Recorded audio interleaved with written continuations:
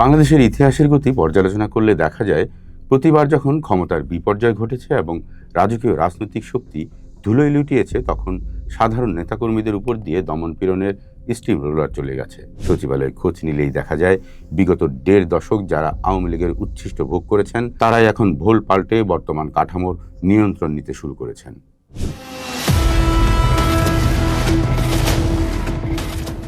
দেশের শাসনতলায় সিংহাসনের অদল বদল হয়, ক্ষমতার দণ্ড এক হাত থেকে অন্য হাতে যায়, কিন্তু আমলাতান্ত্রিক যে ঘুণপোকাটি রাষ্ট্রের হার মজ্জা কুরে খাচ্ছে, তারা নির্লজ্জের মতো বহাল তবিয়তেই রয়ে যায়।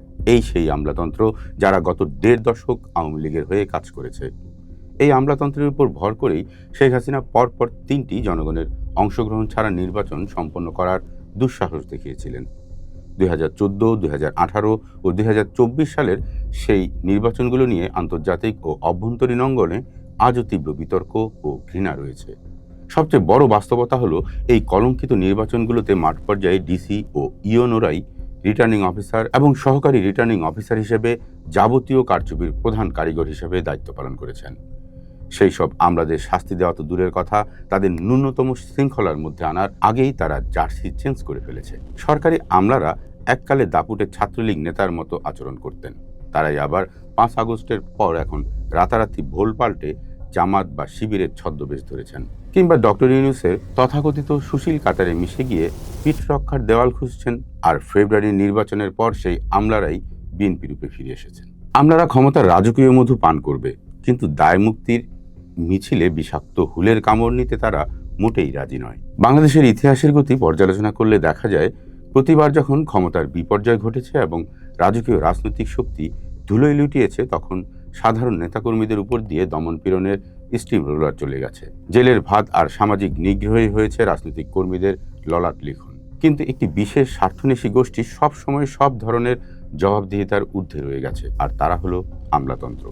ক্ষমতার বাকবদলের সাথে সাথে তারা নতুন প্রভুর প্রধান অনুচর হিসেবে নিজেদের প্রমাণ করে ঠিকই গর্ত থেকে বেরিয়ে আসে। ২৪শে জুলাই আগস্টের বিপ্লবের উত্তাল স্রোতে শেখ হাসিনার পতন হলেও তার প্রধান স্তম্ভ এই আমলাদের কোনো পতন আজও ঘটেনি, বরং তারা এখন সেকুলারিজমের টুপি ফেলে মজলুম পরিচয়ে হকের বুলি আওড়াচ্ছেন, কিংবা পশ্চিমের আশীর্বাদ পাওয়ার লোভে ওয়াশিংটনের ওকালতিতে ব্যস্ত হয়ে পড়েছেন।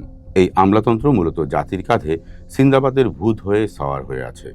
এদের চক্রান্তের কারণেই জনগণের মৌলিক দাবিগুলো শেষ পর্যন্ত সাধারণ মানুষের পক্ষে থাকে না। এরা এমন এক অদৃশ্য শক্তির বলয় তৈরি করে, যেখানে অনেক প্রভাবশালী সরকারকেও নতি স্বীকার করতে হয়। রাষ্ট্রযন্ত্রের এই অপশাসনিক প্রভাবের কারণেই উচ্চশিক্ষার স্বপ্ন দেখা তরুণ প্রজন্ম ঢাকা বিশ্ববিদ্যালয়, বুয়েট কিংবা মেডিকেল কলেজের শিক্ষার্থীরা গবেষণার টেবিল ছেড়ে বিসিএস এর গাইড মুখস্থ করছে। উচ্চশিক্ষা যেখানে বিশেষজ্ঞ গড়ার পথ ছিল, সেখানে মেধাবীরা আজ কেরানি হওয়ার স্বপ্নে বিভোর। উন্নত বিশ্বের কোনো দেশে একজন ডাক্তার বা ইঞ্জিনিয়ার আমলাতান্ত্রিক দালাল হওয়ার জন্য দিনের পর দিন শ্রম অপচয় করেন না, কিন্তু বাংলাদেশ রাষ্ট্রের কোটি কোটি টাকা বিনিয়োগ করে তৈরি হওয়া বিশেষজ্ঞরা আজ বিসিএস এর সিলেবাসে মগ্ন। কারণ তারা জানে, এই দেশে বিজ্ঞানের চেয়ে আমলাতান্ত্রিক প্রতাপ অনেক বেশি শক্তিশালী। ক্ষমতার এই মধুচক্রে পা দিয়েই তারা এক একজন স্থানীয় পর্যায়ে জমিদার তুল্য জীবনযাপন করেন। মনে করে দেখেন, এই আমলাতন্ত্র সিন্ডিকেট অন্তর্বর্তীকালীন সরকারের সংস্কার প্রতিষ্ঠাকেও সরাসরি চ্যালেঞ্জ করেছিল। জুলাই পরবর্তী বাংলাদেশে আমলাতান্ত্রিক স্বার্থ রক্ষায় তারা মানবাধিকার কমিশন এবং বিচার বিভাগ সংস্কার কমিশনের প্রস্তাবকেও সুকৌশলে কোণঠাসা করে দিচ্ছে। আওয়ামী রেজিমের সেই লেজুর সাংবাদিক আইনের আওতায় এলেও রাষ্ট্রীয় সম্পদ লুণ্ঠনকারী, শত কোটি টাকার প্রকল্প তছরূপকারী আমলারা এখন রাজনৈতিক নিপীড়িত সেজে পদোন্নতি বাগিয়ে নিচ্ছে। সচিবালয়ে খোঁজ নিলেই দেখা যায়, বিগত ১.৫ দশক যারা আওয়ামী লীগের উচ্ছিষ্ট ভোগ করেছেন, তারাই এখন ভোল পাল্টে বর্তমান কাঠামোর নিয়ন্ত্রণ নিতে শুরু করেছেন। আমলাতন্ত্রই আজ প্রাতিষ্ঠানিক গণতন্ত্রের পথে সবচেয়ে বড় প্রাচীর। বিচার বিভাগের স্বাধীনতা নিশ্চিত করার জন্য গঠিত সুপ্রিম কোর্টের পৃথক সচিবালয় আবারও বন্ধ করে দিয়েছেন তারা, যাতে বিচারকদের নিয়ন্ত্রণ আবারও তাদের করতলগত থাকে। একই চক্রান্ত তারা শুরু করেছে মানবাধিকার কমিশনের সংস্কার নিয়েও। মানবাধিকার কমিশনের নতুন খসড়ায় তারা গুমের তদন্ত করার কঠোর ক্ষমতাকে কেবল সংকুচিতই করেননি, বরং অভিযুক্ত সরকারি কর্মকর্তা বা আইন শৃঙ্খলা বাহিনীর সদস্যদের গ্রেপ্তারের ক্ষেত্রে সংশ্লিষ্ট মন্ত্রণালয় বা নিয়োগকারী কর্তৃপক্ষের পূর্বানুমতির সেই বিতর্কিত বিধান ফেরত এনেছেন। এই নিয়মটি বিগত আওয়ামী লীগ সরকারের আমলে সবচেয়ে বেশি সমালোচিত ও নিন্দিত ছিল।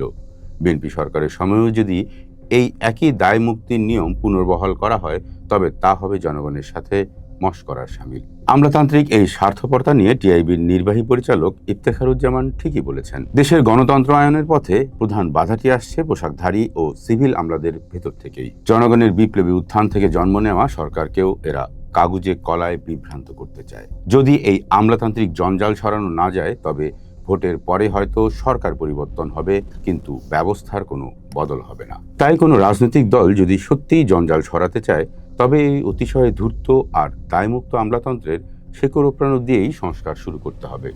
তা না করা গেলে এই সিন্দাবাদের ভূত কখনো জাতির কাঁধ থেকে নামবে না। সময়ের অন্য পাঠ দেখুন, থাকুন ঢাকা পেপারসের সাথে।